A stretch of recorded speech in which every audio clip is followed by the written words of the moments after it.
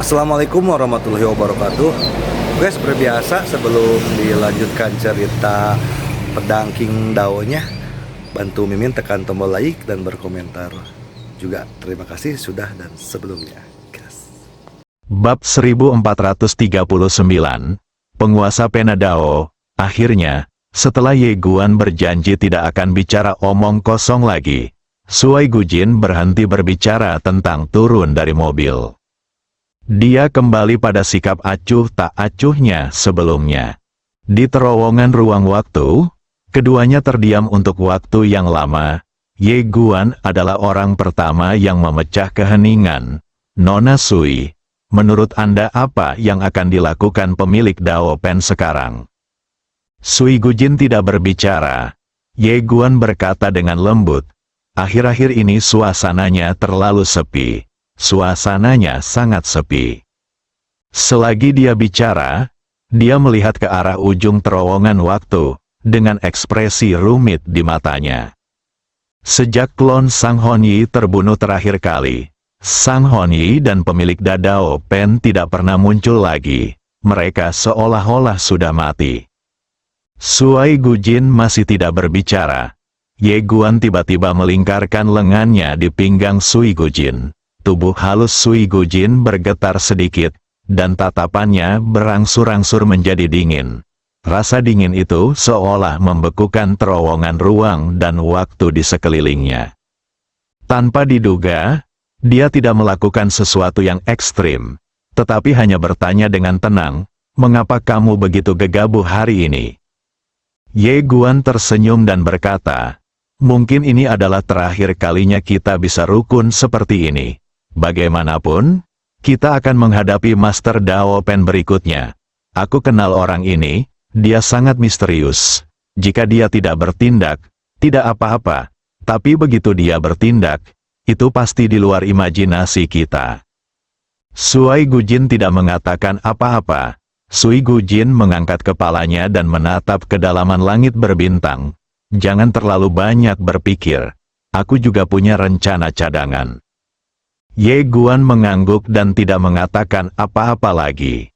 Perjalanan waktu ini memakan waktu lama, lebih dari 10 hari.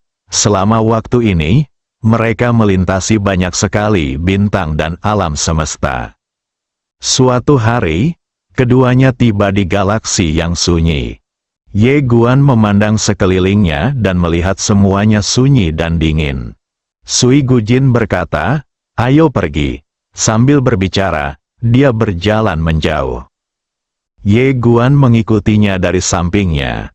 Di ujung pandangan mereka, berdiri seorang pria memegang tombak perunggu, berdiri di sana seperti dewa perang. Pertempuran dan di belakangnya, ada setetes air yang mengambang. Tatapan mata Ye Guan jatuh pada setetes air itu, dan dia sedikit penasaran. Apakah wilayah bintang leluhur benar-benar ada di dalam setetes air ini? Sui Gujin mengangguk, ya. Ye Guan terkejut dan bertanya, bagaimana ini dilakukan? Alasan dia terkejut adalah karena dia bisa merasakan bahwa setetes air itu sebenarnya hanya setetes air biasa. Sui Gujin berkata, alam semesta begitu luas sehingga tidak ada yang aneh. Ye Guan tidak mengatakan apapun. Dia tahu bahwa setetes air ini melambangkan peradaban baru dan maju, jauh melampaui semua peradaban maju yang dikenal saat ini. Seperti halnya manusia primitif yang melihat pesawat luar angkasa. Sama sekali tidak berlebihan. Dia melihat sekelilingnya. Walau sekelilingnya tampak sunyi senyap, sebenarnya sekelilingnya dipenuhi aura tersembunyi yang tak terhitung jumlahnya. Di alam semesta yang luas, siapapun dengan sedikit kekuatan tidak akan melewatkan kesempatan sekali seumur hidup ini. Ye Guan menyaksikan pertempuran itu dan dia tahu bahwa akan ada pertempuran yang sulit hari ini. Haha, pada saat ini, sebuah suara tiba-tiba bergema dari langit berbintang. Begitu dia selesai berbicara, seorang pria dan seorang wanita perlahan mendekat. Pria yang datang adalah pemilik Dadao Pen, dan wanita di sebelahnya adalah Sang Honi. Sang Master Dao Pen menatap Ye Guan dan berkata sambil tersenyum, "Wah, kita berjumpa lagi." Ye Guan juga tersenyum dan berkata, "Kamu muncul begitu cepat. Aku agak tidak nyaman dengan hal itu." Sang Master Dao Pen bertanya, "Mengapa?" Ye Guan berkata, "Menurut ideku, kau harus keluar dan menusukku di saat kritis dan membunuhku secara tiba-tiba." Pemilik pena Dadao tertawa, "Apakah aku seburuk itu di matamu?" Ye Guan berkata, "Sebenarnya, kamu tidak jahat, mengesampingkan identitas kita dalam pertikaian Dao besar. Kamu sebenarnya cukup baik, sungguh." Senyum Sang Master Dao Pen perlahan memudar, "Aku agak tidak nyaman dengan ucapanmu itu." Ye Guan tersenyum dan berkata, "Jalan yang agung adalah jalan yang agung. Jika aku, Ye Guan, dapat memperjuangkannya, maka orang lain juga dapat memperjuangkannya. Tidak dapat dikatakan bahwa mereka yang memperjuangkannya adalah orang jahat, dan aku adalah orang baik." Pemilik pena Dadao mengacungkan jempol dan berkata, "Itu ide bagus." Ye Guan tersenyum dan berkata, "Bagaimana kalau kita mulai sekarang?" Sang Master Dao Pen menggelengkan kepalanya, "Tidak, tidak, saya seorang pemain catur. Bagaimana seorang pemain catur bisa bermain catur secara langsung?" Ye Guan mengangguk. "Oke." Sang Master Dao Pen melirik Sui Gujin yang berdiri di samping Ye Guan dan berkata sambil tersenyum, "Apakah ini pembantu barumu?" Ye Guan berkata, "Nona Sui dan saya menjalin hubungan kerjasama." Pemilik pena Dadao tersenyum dan tidak berkata apa-apa. Sui Gujin tiba-tiba berkata, "Di bawah level penguasa wilayah, mundur. Bersihkan area tersebut segera."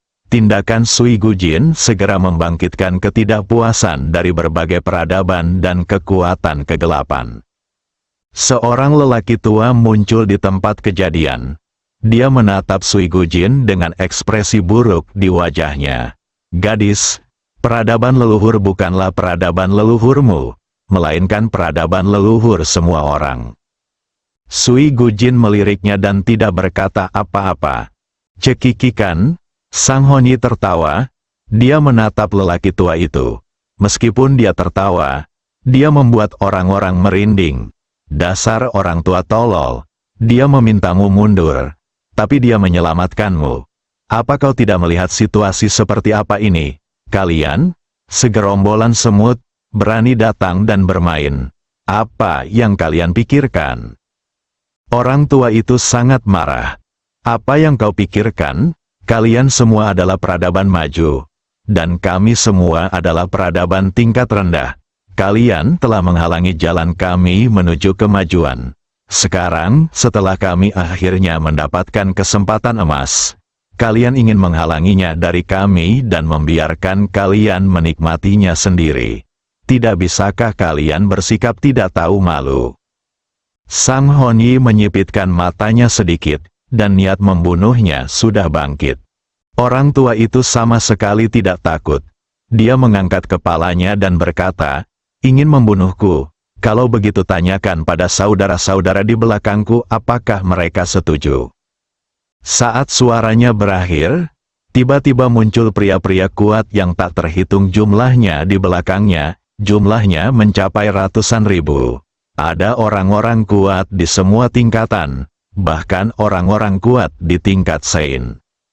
Jelasnya, peradaban inferior ini tahu bahwa mereka tidak dapat berperang melawan tanah lama dan beberapa alam abadi, jadi mereka memilih untuk menggabungkan kekuatan. Jika kualitas tidak dapat menandingi, maka pilihlah kuantitas. Pada saat ini, Sang Honi tiba-tiba melambaikan lengan bajunya. Tertawa, orang tua yang memimpin tidak punya waktu untuk bereaksi sebelum kepalanya melayang ribuan kaki jauhnya. Suasananya sunyi senyap. Ratusan ribu orang kuat memandang tubuh lelaki tua yang masih berdarah itu, dan mereka seperti patung kayu. Sang Honyi menatap ratusan ribu pria kuat itu.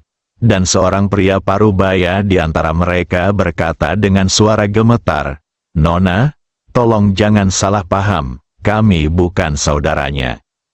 Setelah itu, ratusan ribu orang bubar. Sang Honyi bertepuk tangan, lalu menatap Ye Guan yang tidak jauh, matanya penuh dengan provokasi.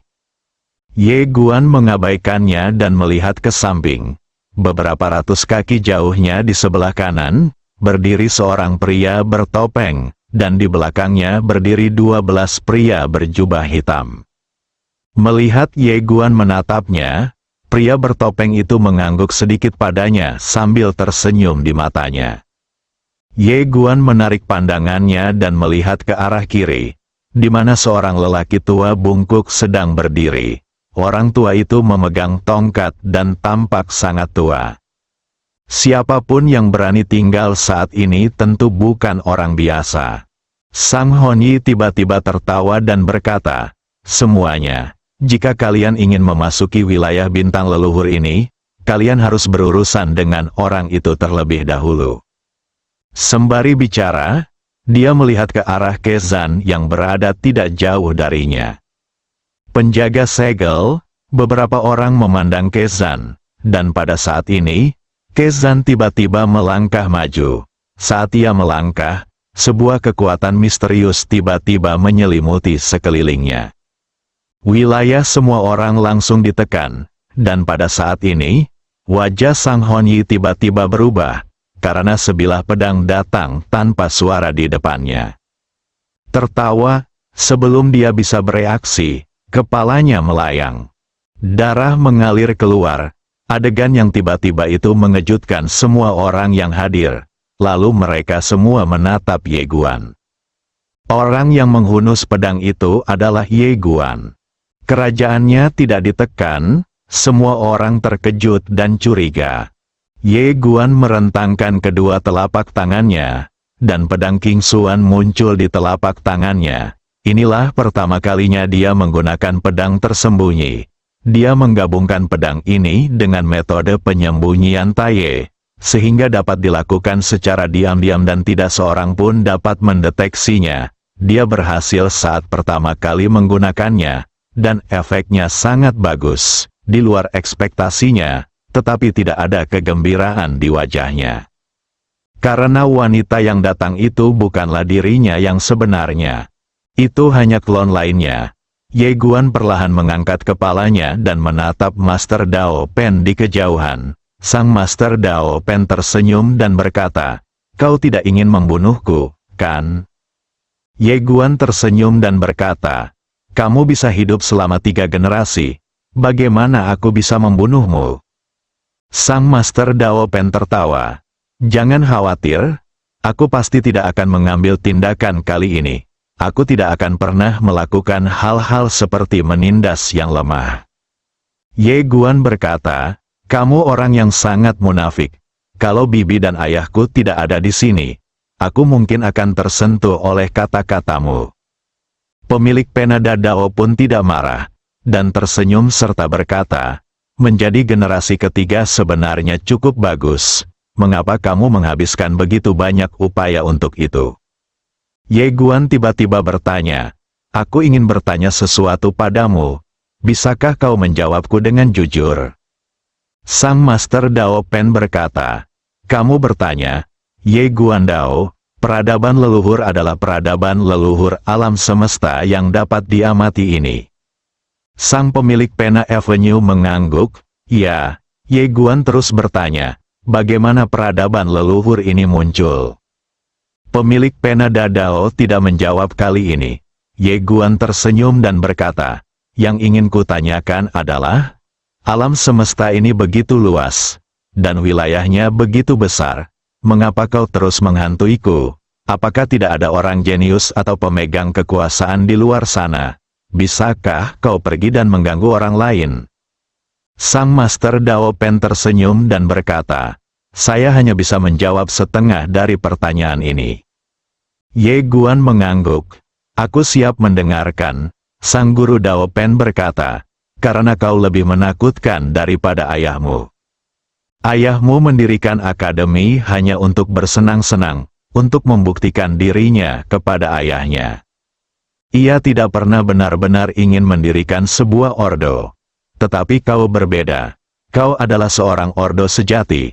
Meskipun kau masih belum dewasa, kau memiliki hati yang besar. Lebih besar daripada ayahmu dan kakekmu.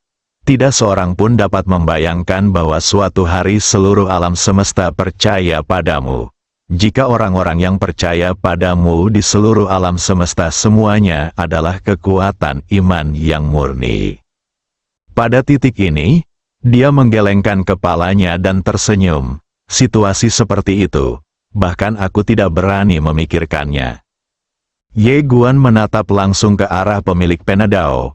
Apakah kau tidak ingin aku menguasai alam semesta? Atau kau tidak ingin ada orang yang tak terkalahkan di alam semesta? Sang Master Dao Pen menatap Ye Guan. Di alam semesta, mungkin ada orang yang tak terkalahkan seperti bibimu. Tetapi tidak mungkin ada orang yang tak terkalahkan berdasarkan iman. Alam semesta itu beragam. Penyatuan akan berarti bencana besar. Terutama bagi seseorang sepertimu yang belum menyatukan seluruh alam semesta dengan kekuatanmu sendiri. Kamu bahkan tidak dapat menaklukkan alam semestamu sendiri. Apalagi menaklukkan alam semesta orang lain. Dan pada titik ini, dia menggelengkan kepalanya sedikit. Cara berpikirmu saat ini masih seperti manusia. Kamu hanya tahu cara memandang segala sesuatu dan alam semesta dari sudut pandang manusia. Tapi, tahukah kamu, alam semesta tidak hanya berisi manusia, tetapi juga banyak sekali makhluk hidup. Salah, Ye Guan mengangkat kepalanya dan menatap langsung ke arah Master Dao Pen. Masalah yang Anda sebutkan memang masalah, tetapi Anda tidak tepat sasaran. Anda ingin membuat saya meragukan diri sendiri dan menghancurkan hati Dao saya. Alasan sebenarnya adalah bahwa Anda, Sang Master Penadao, adalah pihak yang berkepentingan saat ini. Apa yang saya lakukan memengaruhi kepentingan Anda. Identitas Anda jelas tidak sesederhana Master Penadao. Pemilik Penadao menyipitkan matanya. Sui Gujin menatap Ye Guan dengan sedikit ekspresi terkejut di matanya yang indah. Bab 1440, apakah aku takut pada kakekmu? Ye Guan selalu curiga terhadap pemilik Dadao Pen yang dengan gila-gilaan mengincarnya. Itu tidak masuk akal, saya tidak menaruh dendam terhadap orang ini. Jadi mengapa dia menghantui dan menjadi target saya sepanjang waktu? Untuk keadilan, omong kosong. Pemilik Dao Pen bukanlah orang suci, dan dia pasti tidak melakukan ini demi apa yang disebut keadilan. Lagi pula, Ye Guan tidak akan mengorbankan semua makhluk hidup, dia hanya ingin menegakkan ketertiban. Sebaliknya, itu akan bermanfaat bagi semua makhluk hidup. Lebih jauh lagi, ketika leluhur asli mengorbankan semua makhluk hidup, orang ini bukan saja tidak menghentikannya, tetapi malah membantunya. Dari sini kita bisa melihat bahwa orang ini menargetkannya bukan karena apa yang disebut keadilan. Jika tidak ada keadilan dan perseteruan yang mematikan, maka hanya ada satu penjelasan. Keuntungan, perintah yang ingin dibangun Ye Guan akan merugikan kepentingan pemilik Penadao miliknya. Dengan kata lain, pemilik Penadao ini mesti memiliki identitas lain, identitas hakiki yang melampaui peradaban masa kini. Sekarang semuanya jelas, pemilik Penadao tiba-tiba tertawa. Kamu persis seperti ayahmu, kamu memiliki otak yang bagus. Ye Guan menoleh dan menatap Sui Gujin yang berdiri di sampingnya. Nona Sui, Anda akan menangani langkah selanjutnya. Sui Gujin mengangguk sedikit, dan dia menatap pemilik Dao Pen. Bagaimana kalau kita bekerja sama untuk memasuki wilayah Zuxing terlebih dahulu? Pemilik Dao Pen menoleh dan melihat ke kanan, di mana waktu dan ruang tiba-tiba terbelah, dan kemudian Sang Hon-Yi perlahan berjalan keluar. Begitu dia berjalan keluar, Tatapan matanya menatap ke arah Ye Guan bagaikan pedang. Sang Master Dao Pen berkata, "Sudah kubilang jangan meremehkan musuh, tapi kamu tidak mendengarkan. Sekarang kamu menderita, bukan?" Sang Honi mengalihkan pandangannya dan berbalik menatap Kezan di kejauhan. "Jika kita ingin memasuki wilayah Zuxing, pertama-tama kita harus bergabung untuk menghadapi orang ini." Semua orang di lapangan memandang Kezan. Setelah berkata demikian, ia merentangkan kedua telapak tangannya, dan sekejap saja, bermiliar-miliar cara agung terkumpul di telapak tangannya. Hanya dalam sekejap, dia berhasil menembus penindasan kekuatan misterius Kezan dan wilayah kekuasaannya pun dipulihkan. Di sisi lain, pria bertopeng itu dengan lembut membalik tangan kanannya yang tersembunyi di dalam lengan bajunya. Lalu sebuah segel muncul di telapak tangannya. Segel itu bergetar sedikit, dan dalam sekejap, kultivasinya pulih sepenuhnya. Orang tua berjubah abu-abu itu menghentakkan tongkatnya pelan-pelan, dan kultivasinya pun pulih sepenuhnya. Hanya Sui Gujin yang tidak mengambil tindakan apapun. Sang Honi menatap Sui Gujin, yang berkata dengan tenang, "Tidak ada gunanya bagiku untuk memulihkan kultivasiku." Ye Guan berjalan mendekatinya dan berkata sambil tersenyum, "Aku akan melindungimu." Sui Gujin menatapnya dan tidak berkata apa-apa. Sang Honi berkata, "Kalau begitu mari kita mulai." Saat dia berbicara, dia tiba-tiba membalikkan tangan kanannya ke arah Kezan. Dengan perubahan ini, miliaran cara hebat terkondensasi menjadi kata, Tao, dan terbang langsung menuju Kezan. Gerakan ini begitu mengerikan hingga seluruh galaksi terangkat seperti selimut. Hampir pada saat yang sama, pria bertopeng di kejauhan juga menghilang dari tempat itu. Ia begitu cepat sehingga meninggalkan serangkaian bayangan yang saling tumpang tindih. Kemanapun dia lewat, waktu dan ruang terkoyak seperti selembar kertas. Orang tua berjubah abu-abu itu memegang tongkat dan menepuk Kezan dengan ringan. Pada titik ini, area di mana Kezan tiba-tiba terbakar. Dalam sekejap, Kezan ditelan lautan api. Pada saat ini, cahaya tembaga tiba-tiba meledak dari kejauhan, dan suatu kekuatan yang dahsyat menyambar seluruh medan perang. Kata Tao di atas kepalanya adalah yang pertama hancur. Kemudian api yang membakar di sekelilingnya langsung musnah dan menghilang tanpa jejak. Bayangannya mundur tajam sejauh lebih dari 100.000 kaki sebelum berhenti. Itu adalah pria bertopeng. Kekuatan itu tidak berhenti, dan dalam sekejap mata menyebar ke Ye Guan dan Sui Gujin. Ye Guan berjalan di depan Sui Gujin, melambaikan lengan bajunya, dan niat pedang melonjak keluar seperti air pasang, menghalangi semua kekuatan yang tersisa. Semua orang memandang ke kejauhan, di mana Kezan memegang tombak perunggu, seperti dewa perang. Sang Honi menyipitkan matanya sedikit, mengepalkan tangan kanannya perlahan, dan hendak menyerang lagi, ketika Ye Guan tiba-tiba berkata, "Aku akan mengobrol dengannya." Sang Honi menatap Ye Guan dan berkata dengan nada sinis, "Apa yang kamu bicarakan, itu hanya membuang-buang waktu." Ye Guan menatap Sang Honi dan berkata, "Jika kamu terus berbunyi bip, aku akan meminta kakekku untuk memukulmu sampai mati." Sang Honi tertawa karena marah. "Aku takut pada kakekmu, sungguh lelucon." Setelah berkata demikian, dia hendak bergerak. Namun pemilik Daobi di sampingnya tiba-tiba berkata, "Biarkan dia bicara, biarkan dia bicara." Sang Honi begitu marah hingga dadanya terasa seperti mau meledak. Ye Guan menyerahkan pedang King Xuan kepada Sui Gujin. Sui Gujin tahu apa maksudnya dan mengambil pedang King Xuan setelah sedikit ragu.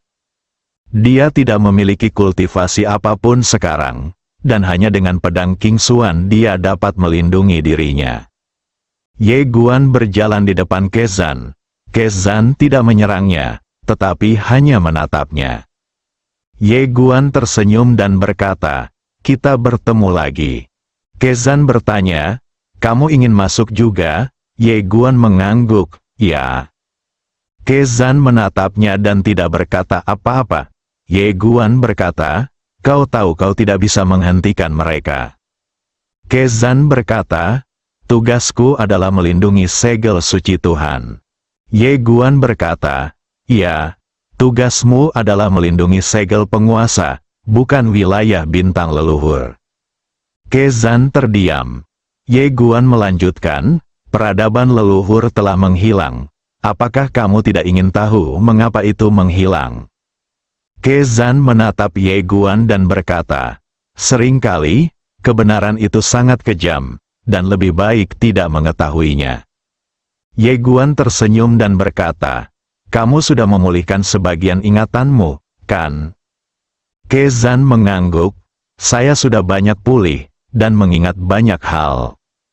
Ye Guan berkata, "Kalian tidak mengizinkan kami masuk. Apakah itu demi kebaikan kami sendiri?" Kezan mengangguk lagi. Ye Guan menunjuk ke arah Master Penadao Agung di kejauhan dan bertanya, "Bisakah kau mengalahkannya?" Kezan melirik pemilik Dao Pen dan menggelengkan kepalanya. "Ada dua orang di lapangan yang tidak bisa kukalahkan, dan dia salah satunya." Ye Guan tersenyum dan berkata, "Yang satunya bukan aku, kan?" Kezan berkata, "Kamu sungguh tidak tahu malu." Ye Guan tertawa. Hanya pemilik Dao Pen yang bisa mendengar percakapan mereka, dan hanya pemilik Dao Pen yang bisa mengabaikan wilayah Kezan. Ye Guan berkata dengan serius, "Saudara Ke, ayo kita pergi, jalani hidup yang kamu inginkan." Kezan menggelengkan kepalanya, "Aku punya tanggung jawab, tapi aku tidak akan menghentikanmu untuk masuk. Aku akan setia kepada siapapun yang menjadi penguasa alam semesta." Ketika dia berkata demikian, dia telah meninggalkan lapangan, dan semua orang di lapangan dapat mendengarnya. Ye Guan mengangguk. Oke, setelah berkata demikian, dia berbalik dan pergi. Kezan tiba-tiba berkata, "Kamu masuk duluan." Ye Guan berhenti dan berbalik menatap Kezan. "Kenapa?" Kezan menatap Ye Guan. "Kamu tidak ingin aku mati. Aku harus berterima kasih padamu." Ye Guan tersenyum, lalu berbalik dan menatap Sui Gujin. "Ayo masuk dulu."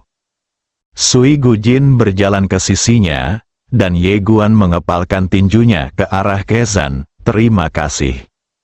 Sembari berbicara, mereka berjalan menuju setetes air.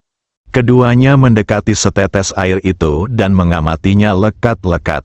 Tetesan air itu sungguh bening dan tidak ada yang luar biasa. Itu sebenarnya hanya setetes air. Namun tak seorang pun menyangka bahwa peradaban yang begitu mengerikan dapat terkandung dalam setetes air biasa. Peradaban leluhur. Ye Guan menoleh ke arah Kezan. "Saudara Ke, bagaimana kita bisa masuk?" Kezan berkata, "Majulah selangkah lagi." Ye Guan menarik Su Gujin dan melangkah maju. Setelah langkah itu, mereka berdua menghilang di tempat. Ketika mereka muncul lagi, Ye Guan dan Sui Gujin telah tiba di langit berbintang. Langit berbintang ini sungguh luas dan tak terbatas. Puluhan ribu kaki di depan mereka, berdiri sebuah istana yang sangat megah. Istana itu membentang melintasi langit berbintang dan begitu luas sehingga tampak tidak memiliki dasar. Ye Guan berbisik, "Apakah ini kuil dewa?" Sui Gujin mengangguk. Ye Guan tersenyum dan berkata, "Aku tidak menyangka akan berada di sini secepat ini." Sui Gujin menoleh ke arah Ye Guan. "Tidakkah kamu ingin datang ke sini lebih awal?" Ye Guan mengangguk. Sui Gujin bertanya, "Mengapa?" Ye Guan tersenyum dan tidak mengatakan apa-apa. Pada saat ini, Sang Honyi dan yang lainnya juga datang dari belakang, dan pemilik Dao Pen juga ada di sana. Dia melirik ke arah bait suci Tuhan dan memperlihatkan senyum aneh. Ye Guan tiba-tiba bertanya, apakah semua orang sudah datang?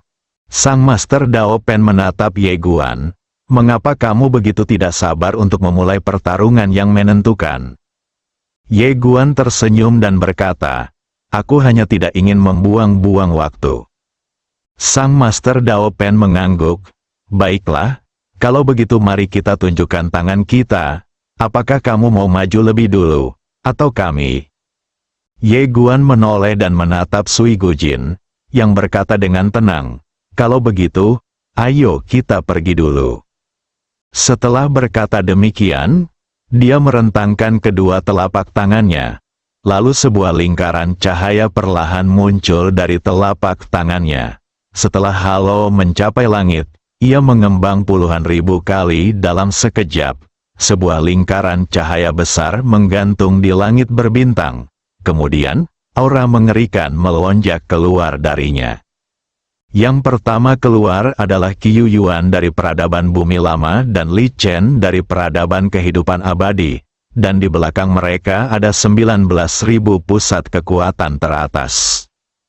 Yang terendah di antara mereka ada di level Kaisar Dewa, dan sebenarnya ada 109 di level Kaisar Dewa Abadi, dan 12 di level penguasa domain. Semua pasukan elit keluar. Ada lingkaran cahaya keemasan di bawah kaki mereka, dan di bawah penguatan lingkaran cahaya keemasan ini, aura mereka sebenarnya terus meningkat. Formasi Dewa Bumi Tua, ini adalah formasi besar yang dikembangkan bersama oleh 3 peradaban utama. Begitu metode ini diaktifkan, ia dapat secara paksa meningkatkan wilayah orang-orang dalam formasi tersebut. Tidak hanya itu, di belakang mereka, tanah tua dapat terlihat dari jauh, dan pada saat ini, senjata peradaban super dari 3 peradaban utama tanah tua siap diluncurkan kapan saja. Selain itu, dalam peradaban Sui Ming, 3 pohon suci telah menutupi seluruh tanah lama. Mereka memancarkan aura kuat yang datang ke lapangan sepanjang susunan cahaya ruang dan waktu, terus-menerus memperkuat orang-orang kuat di lapangan. Di bawah penguatan susunan suci tanah lama dan 3 pohon suci ini, efektivitas tempur para ahli di lapangan telah meningkat pesat. Dapat dikatakan bahwa jika salah satu dari mereka ditempatkan di luar sekarang, mereka menjadi tak terkalahkan di level yang sama. Di wilayah peradaban kehidupan abadi, pilar cahaya biru kristal misterius melesat ke langit dan tiba di depan kuil dewa dalam sekejap mata.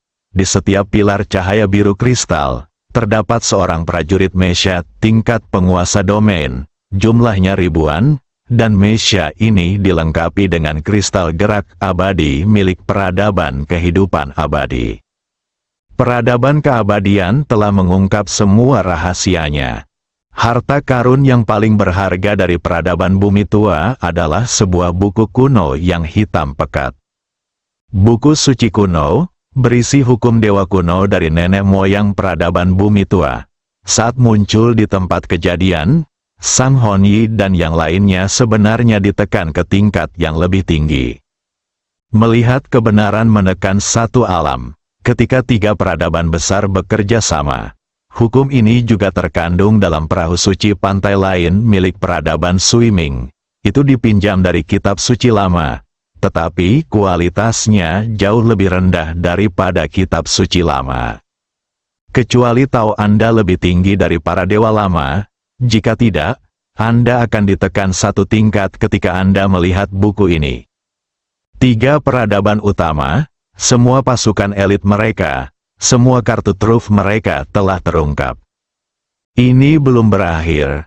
Para penguasa 4 kerajaan peri besar pun muncul di tempat kejadian bersama panglima mereka yang kuat, karena mereka adalah aliansi. Orang-orang kuat yang mereka bawa juga menerima peningkatan dari formasi Dewa Bumi Tua dan 3 pohon suci peradaban Sui Ming.